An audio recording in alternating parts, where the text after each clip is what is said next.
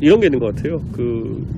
제가 지금부터 10년 전에 우연한기에 정치권에 들어오게 됐는데, 제가 정치에 재능이 있으리라고는 아무도 생각 안 했고요. 한 반년 전까지만 해도 제가 정치하는 것을 해가지고 많은 사람들이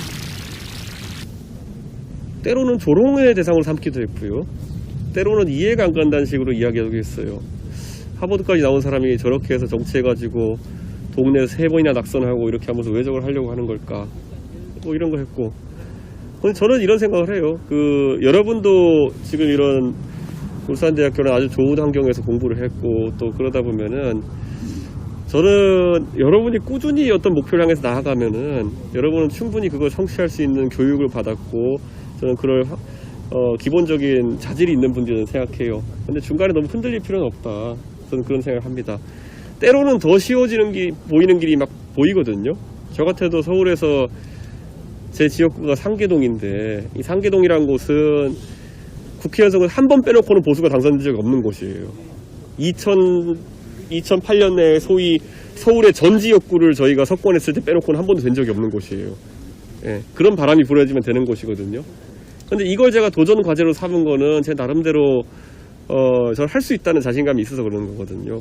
예, 그래서 가다 보니까 참 희한하게도 국회의원보다 당대표가 먼저 되는 이런 황당한 이런 상황이 발생했는데, 저는 여러분도 한번 보십시오. 여러분이 지금 20대의 문턱에서 여러분이 꼭 하고 싶은 것이 있을 텐데, 이런 생각을 해요. 여러분이 하는 노력은 어떻게든 보상을 받습니다. 예, 어떻게든 보상을 받습니다. 그렇기 때문에 너무 주변에 휘둘릴 필요는 없다, 이런 말씀 드리고, 다만 이건 있어요. 저는 제가 살면서 27년, 제가 27살에 정치했으니까 27살이 되기 전까지는 꼭 제가 컴퓨터 프로그래머로서 아주 뛰어난 어떤 사업적 역량을 발휘해가지고 떼돈을 버는 벤처기업가가 되겠다는 생각을 하고 왔었어요. 예, 그리고 지금도 전 제가 하면은 평균 이상으로는 잘할 자신감이 있어요. 하지만 또 뒤집어 말하면은 여러분의 진짜 재능이라고 하는 것은, 또는 여러분이 가장 빛나는 곳은 어쩌면은 여러분이 지금 상상도 못하는 영역에서 나올 수가 있어요. 그래서 기회가 있을 때마다 그거를 탐구했으면 좋겠어요. 저 같은 경우는 제가 정치 입문하게 된 게, 제가 이거 몇 번 방송에서 얘기했는데, 저는 제가 벤처기업가가 되겠다는 생각하고 있었고 컴퓨터공학과를 전공했기 때문에 병특으로 이제 했어요. 산업기능요원으로. 근데 산업기능요원을 하면은 이제 주말이나 아니면 저녁 시간 때는 자유시간을 쓸 수가 있어요. 예.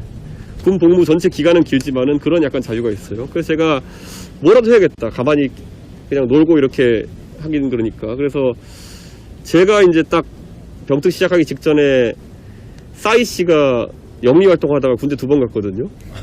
예, 그래가지고 저는 그것 때문에 나는 영리활동을 하면 안 되겠다 그래가지고 비영리활동을 하겠다 그래서, 제가 착해서도 아니고요, 제가 뭐 평소에 사회복지나 비영리단체에 관심이 있어가지고 그랬던 것도 아니고요, 그냥 내 시간을 최대한 가치 있게 써보자는 생각으로 교육봉사단체를 만들었는데, 제가 교육봉사단체를 만든 순간 특이하게도 저는 대한민국에서 가장 교육봉사단체를 했을 때 잘 될 수밖에 없는 환경을 만든 거더라고요.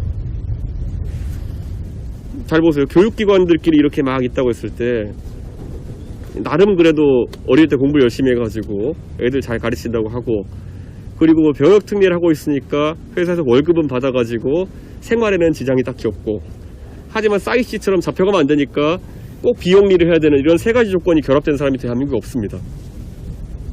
보통 봉사활동은 자기 희생을 의미하기 때문에 최대 시간을 투자하지도 못하고, 그리고 예를 들어 거기에 전념하다 보면 생계가 흔들리고, 뭐 여러 제약 조건 때문에 이 3가지 다 갖춘 사람이 존재할 수가 없어요.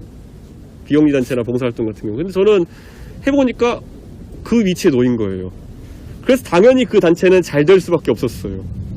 저와 같이 병특하던 제 서울과학고등학교 동기들 이렇게 같이 해가지고 했었는데, 진짜 그래가지고 교육봉사단체 시작하자마자 1년 만에 엄청난 성과들을 내면서 대한민국에서 가장 큰 교육봉사단체가 됐었어요.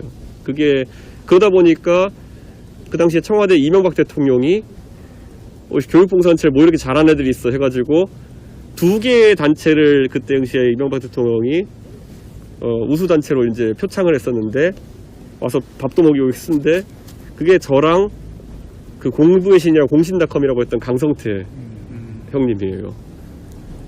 그런데 저는 이렇게 생각해요. 강성태 형님도 이제 그 당시 어떤 비영리라는 데 뜻이 있어서 그런 거 한 거였지만은 여러분도 한번 보세요. 여러분도 지금 각자의 전공을 보면 굉장히 창창한 전공도 하고 계시고 여러분이 잘할 수 있는 것들을 한다고 생각하겠지만은 여러분이 나중에 여러분 다 훌륭한 자질을 갖추신 분이기 때문에 어느 시점엔 여러분이 바라는 곳에 도달해 있을 거예요. 여러분이 원하는 곳에 취업해 있을 것이고 여러분이 원하는 지위에 가 있을 거예요. 근데 그때 이후로의 경쟁에 있어가지고는 아니면 그때 이후에 여러분을 빛나게 하는 가치는 거기에 도달하기 전까지 얼마나 많은 영역을 여러분이 쓸고 왔느냐에 따라 달려있어요. 제가 이 말씀 드린 이유는 뭐냐면요. 제가 정치인을 우연한 기회에 하게 된 이후에 저의 가장 큰 무기는 많은 사람들이 얘기하기로는 저희 화술입니다. 제가 가서 방송 나가서 말하고 여러분 지금 말하는 화술이라고 얘기하는 경우가 있거든요. 저는 체계적으로 제가 화술을 공부한 적도 없고요. 제가 소위 말하는 곰돌이였기 때문에 어디 가서 제가 남한테 화술을 뽐낼 기회도 없었습니다. 그런데 그러면은 제가 어디서 사람들한테 이렇게 말하는 스킬이나 말하는 톤이나 이런 것들을 습득하게 되었을까요? 제가 앞에 제 교육봉사단체 이야기했던 이유는 딱 한 가지입니다. 저희가 가르쳤던 애들이 저소득층 중학교 2학년 학생들이었거든요. 이 친구들한테 연립방정식을 가르치면서 저한테 자연스럽게 체득된 게 뭐냐면은 요 인간들한테는 어떻게든지 쉽게 설명해야지만이 내가 일찍 집에 간다.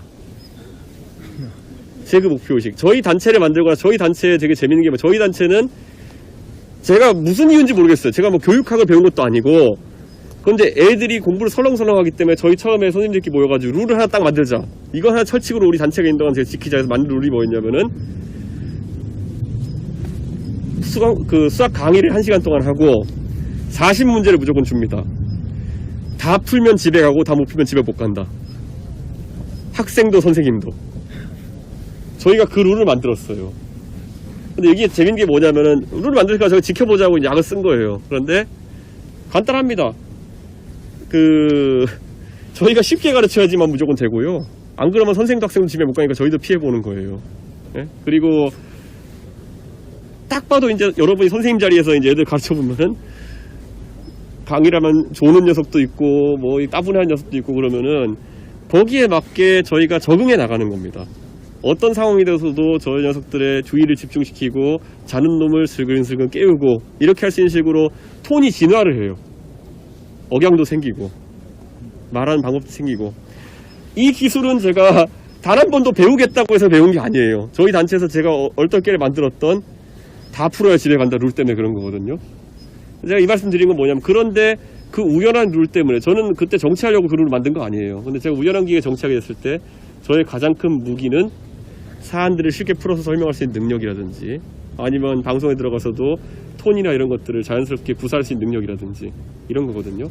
저는 그래서 여러분한테 권장하고 싶은 게 뭐냐면 그런 거예요.